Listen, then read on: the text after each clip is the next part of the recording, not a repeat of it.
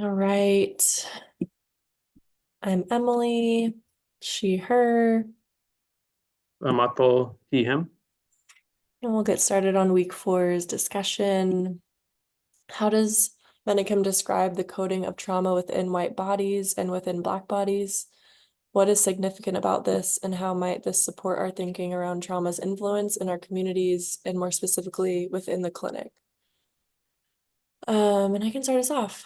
I think from what I've gathered in the reading and just what Atul and I spoke about before we started recording was I think the coding of trauma, I was thinking of the straw metaphor of how um white bodies, like trauma didn't start in the 1970s, I think the book said. It's been happening, and there's been a lot of violence and brutality within white body against another white body.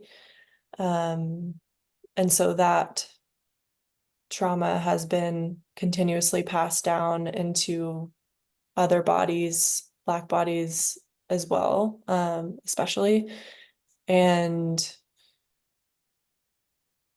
yeah, I think that now, because of now Black bodies, not now, but Black bodies have been the like directed the trauma there, which has perpetuated so much harm, and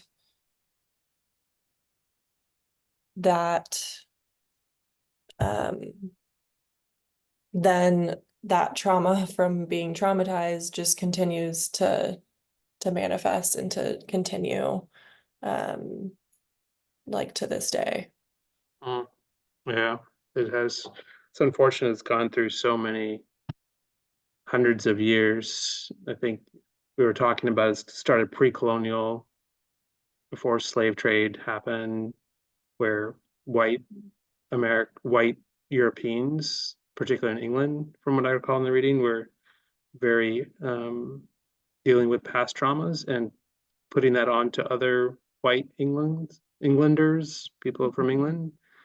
And so those people had that trauma in their body and perpetuated that trauma to Black Americans or Africans who were then enslaved throughout the Americas and back into England.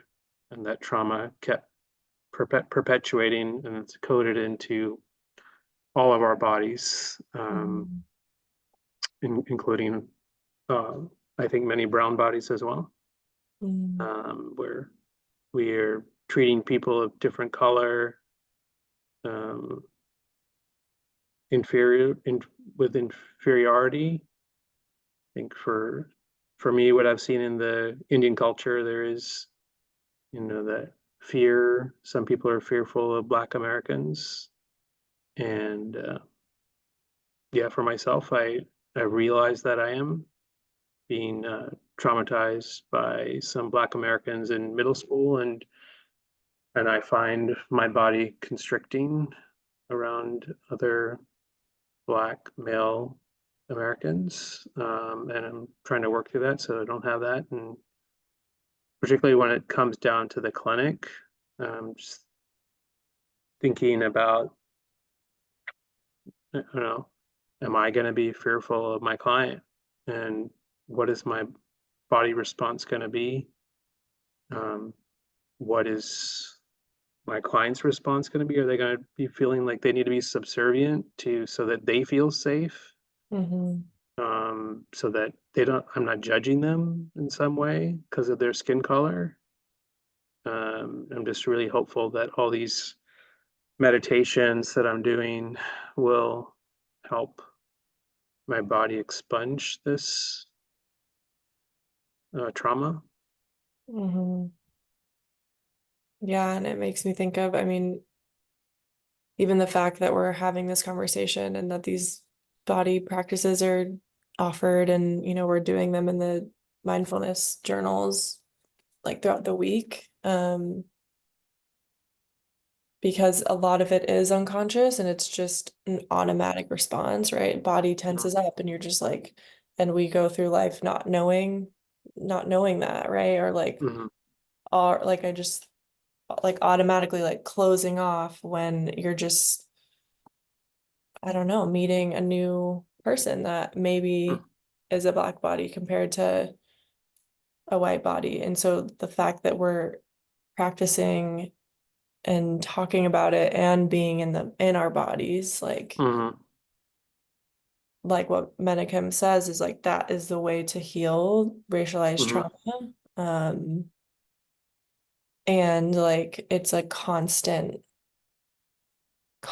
effort because of what is so deeply ingrained.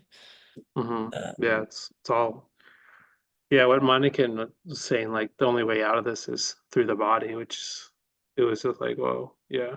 I finally understand it because people have like been saying it, but until mhm, I was really reading this chapter, I didn't quite understand why. And so I thought that was really powerful in the reading. Like the only way to rid my body of this trauma is through the body, because mhm, like you're saying, it is a response. You can't mhm. think through it, right? Right, Your body is going to behave the way it is right. until it's healed, right? Survive. Yeah. Hmm. I think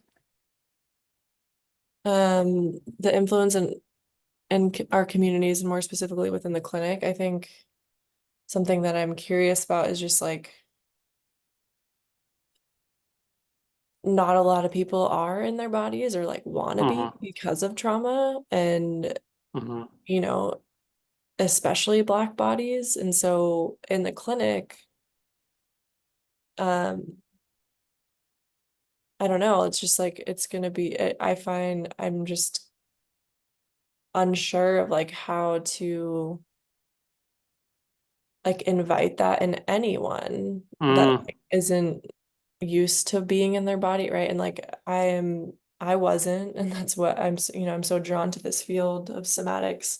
Hmm. That's been my way of like immense transformation, but like how do you do that in a clinic where maybe someone's like, what body, or Hmm.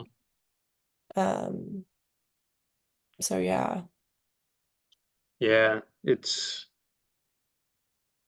yeah, it's a lot. I mean, how do you, and we can all read about it, how to do it, and we all like, think we'll do this, but it's, Hmm.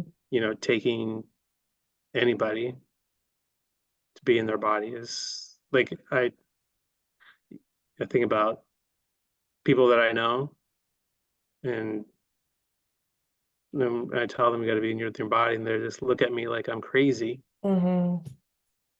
Right. Um, like even the concept is so foreign.